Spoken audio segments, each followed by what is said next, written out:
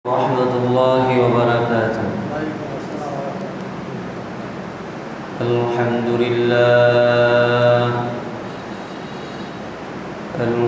لله الذي جعل الشمس والقمر بحسبان والنجم والشجر يسجدان وفضل زمانا على زمان كما فضل مكانا على مكان وإنسانا على إنسان ونشهد أن لا إله إلا الله وحده لا شريك له لا ضد له ولا ند له ولا مثل له ونشهد أن سندنا وسيدنا وحبيب ربنا وطبيبنا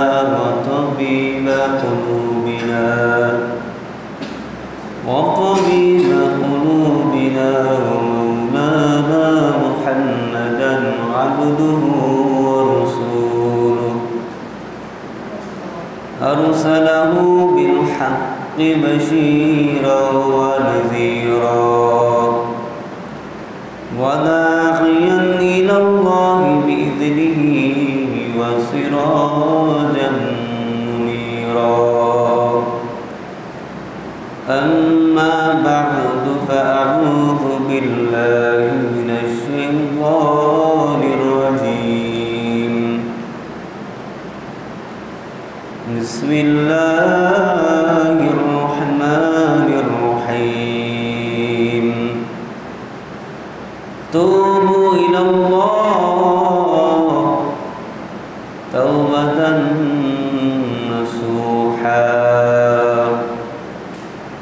قال النبي صلى الله عليه وسلم إنما الأعمال بالخواتيم صدق الله مولانا العظيم وصدق رسوله النبي الكريم ونحن على ذلك من الشاهدين والشاكرين والحمد لله رب العالمين. درود شريف قرئ اللهم صل على سيدنا وعلى وحبيبنا مولانا محمد صلى الله عليه وعلى آله وصحبه وبارك وسلم. اللهم صل على سيدنا وعلى وحبيبنا مولانا محمد صلى الله عليه وعلى آله وصحبه وبارك وسلم. اللهم صل على سيدنا وعلى وحبيبنا مولانا محمد صلى الله عليه وعلى آله وصحبه وبارك وسلم. لا إله إلا الله لا إله إلا الله لا إله إلا الله لا إله إلا الله لا إله إلا الله لا إله إلا الله لا إله إلا الله لا إله إلا الله لا إله إلا الله لا إله ইলাহা ইল্লাল্লাহ লা ইলাহা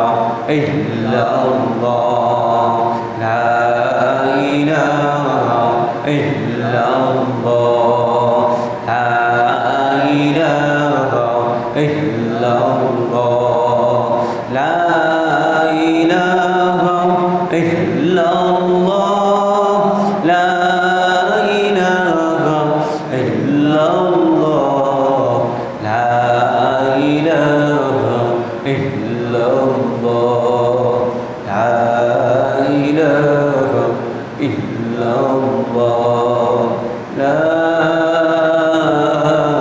ইলাহা ইল্লাল্লাহ মুহাম্মাদুর রাসূলুল্লাহ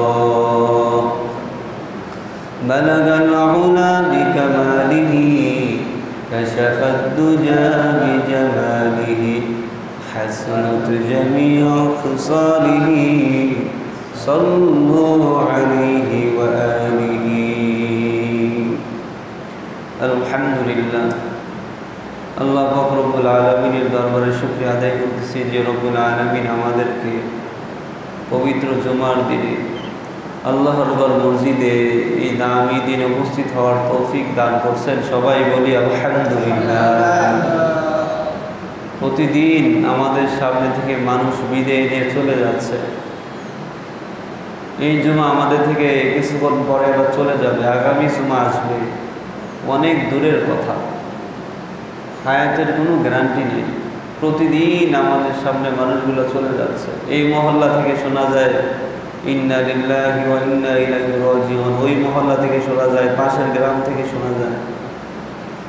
পত্রপত্রিকা দেখলে দেখা যায় দৈনিক হাজার হাজার মানুষ, 5 থেকে 6,000 মানুষ বাংলাদেশে একদিনে মারা যায় স্বাভাবিকভাবে, অ্যাক্সিডেন্ট ছাড়াই। তো এইভাবে ওই সিরিয়ালের মধ্যে একদিন আমি আপনিও পড়ে যাব। এখন কি নিয়ে রওনা করলাম, এটা হলো আসল বিষয়। আখিরাতের সামান হাসিল করতে পারলাম কিনা। আল্লাহ পবিত্র কুরআনুল কারীম থেকে একখানা আয়াত আপনাদের সামনে পাঠ করছি। আল্লাহ তাআলা ইমানদারদেরকে সম্বোধন করে বলেন, তুবু ইলাল্লাহ তাওবাতান নাসুহা। হে আমার ইমানদার বান্দা বান্দীরা, তুবু ইলাল্লাহ, তোমরা তওবা করো। তওবা করো, কেমন তওবা? তাওবাতান নাসুহা, খালেস তওবা। খালেস তওবা বলছেন আল্লাহ তাআলা। অর্থাৎ যখন আমাদের দ্বারা কোনো গুনাহ সংগঠিত হয়ে যাবে, আমাদের দ্বারা কোনো পাপাচার প্রকাশ পেয়ে যাবে, তাইলে আমাদের উচিত হলো সাথে সাথে তওবা করা, আল্লাহর কাছে মাফ চাওয়া। তাহলে আল্লাহ তাআলা আমাদেরকে মাফ করে দেবেন। হযরতে আদম আলাইহিস সালামকে বানানোর পরে অনেক ঘটনা ঘটছে। তারপরে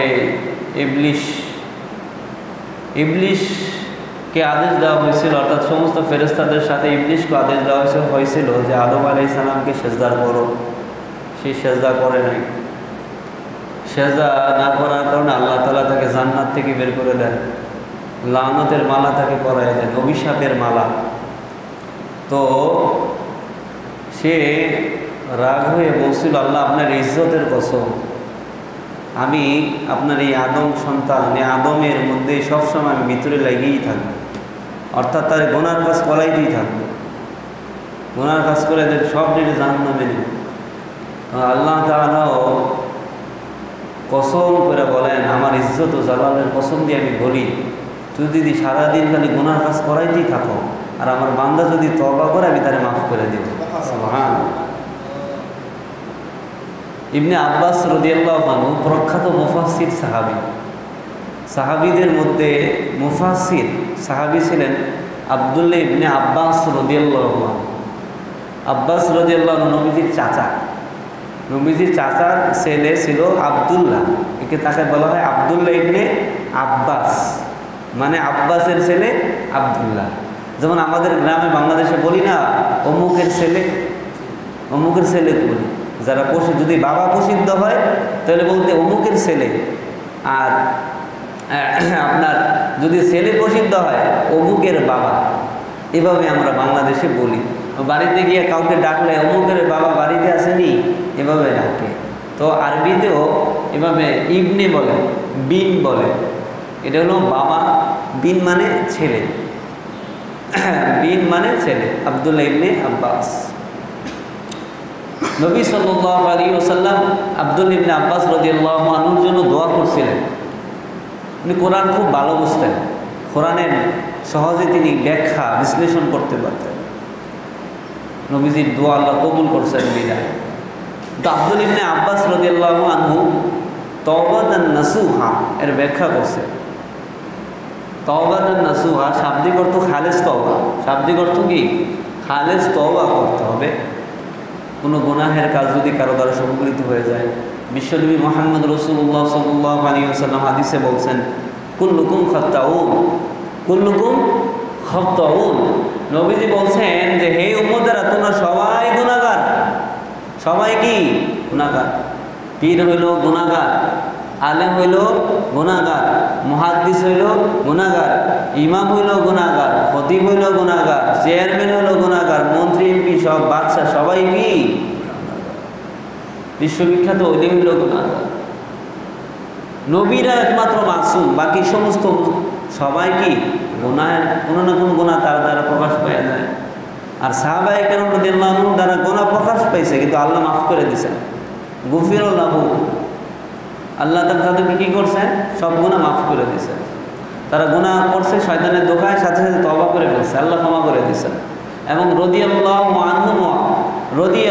আনহুম তাদের সার্টিফিকেট এসে আল্লাহ তাআলা তাদের প্রতি রাজি হয়ে গেছেন। সুবহানাল্লাহ, জান্নাতের সার্টিফিকেট পাইছেন।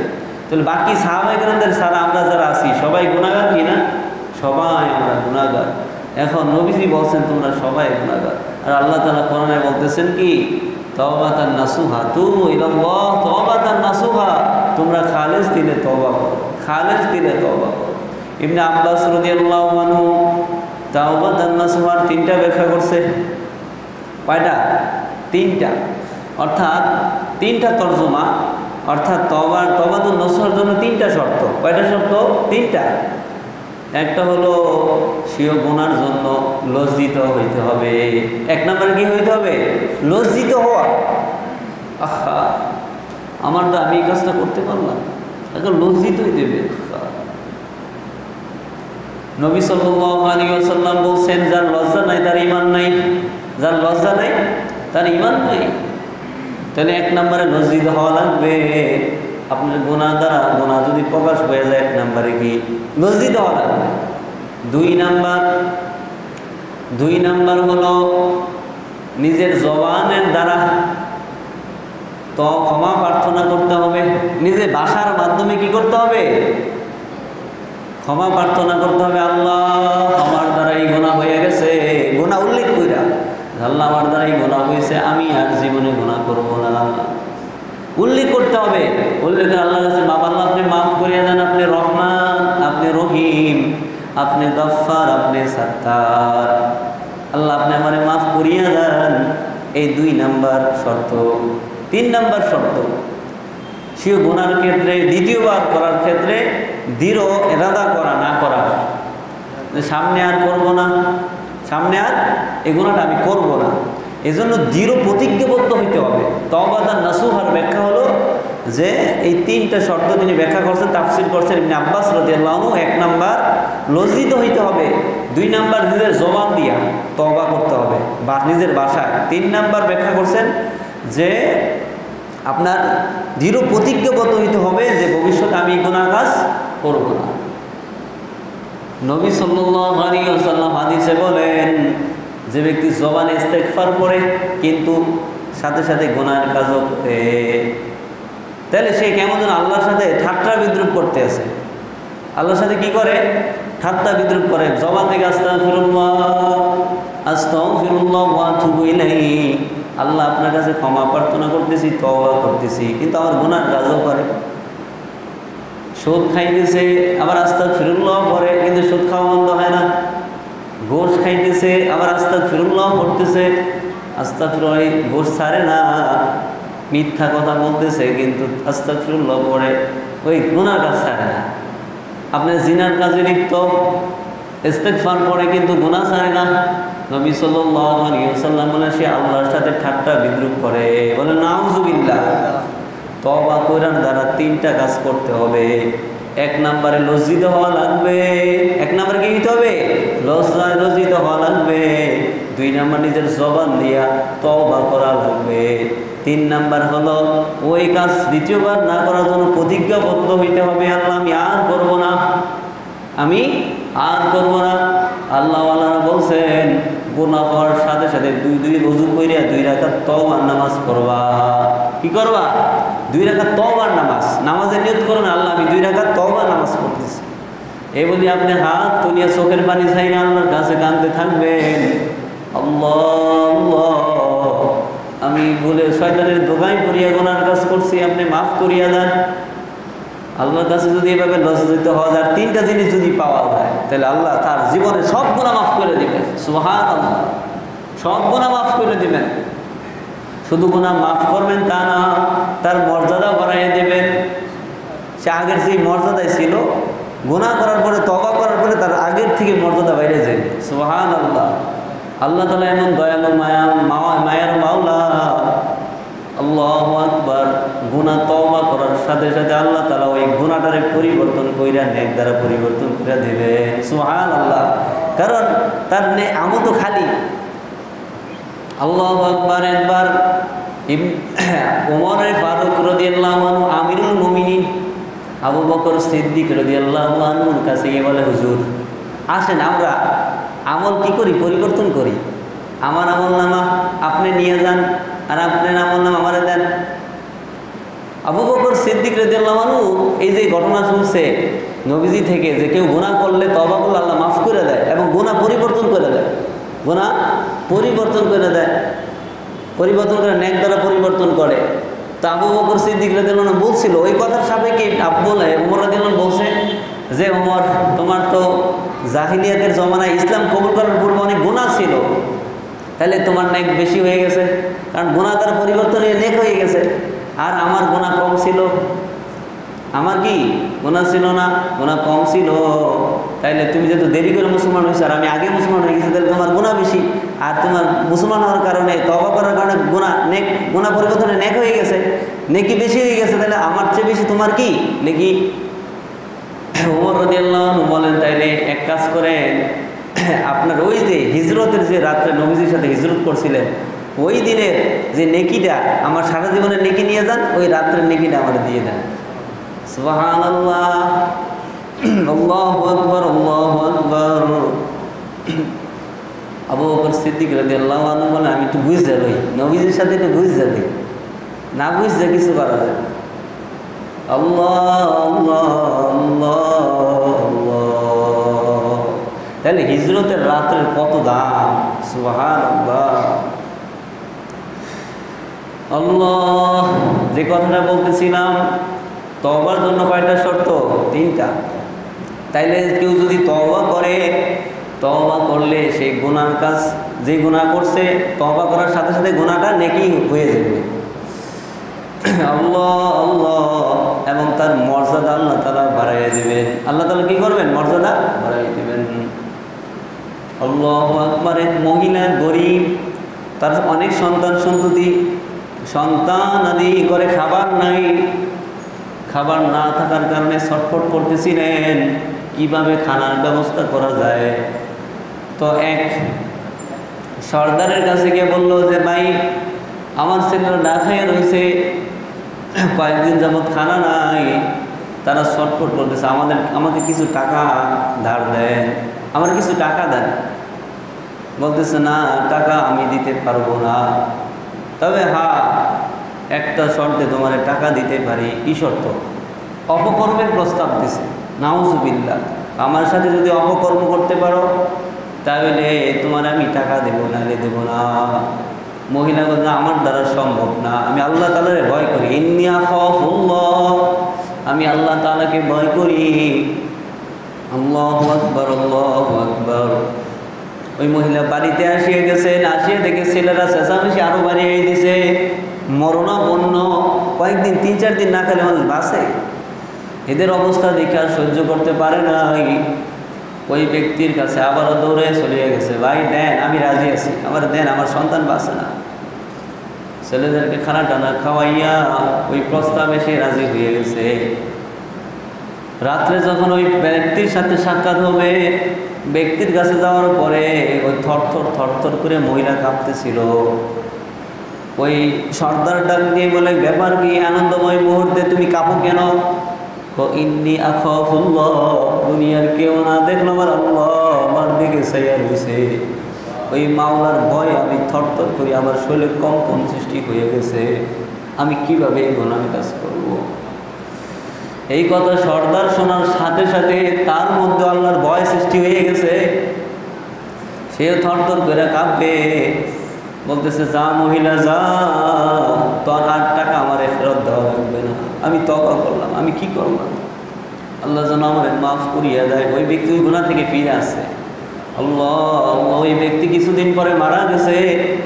আল্লাহু আকবার, তাকে তার সম্পর্কে জানাই দেওয়া হয়েছে এই ব্যক্তি জান্নাতি। সুবহানাল্লাহ।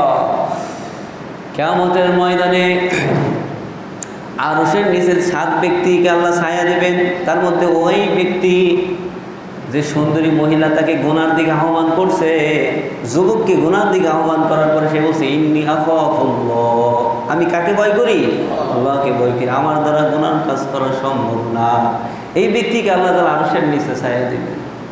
এজন্য ভাই, যুবক ভাইয়েরা, মুরব্বী বাবারা, জীবনে কত গুনাহ হয়েছে, চোখ দ্বারা বদনজরি হয়েছে, বিভিন্ন মহিলা পর্নারের দিকে তাকানো হয়েছে খারাপ নজরে, খারাপ নজর ছাড়া এমনি তাকাইলেও কবিরা গুনাহ হয়।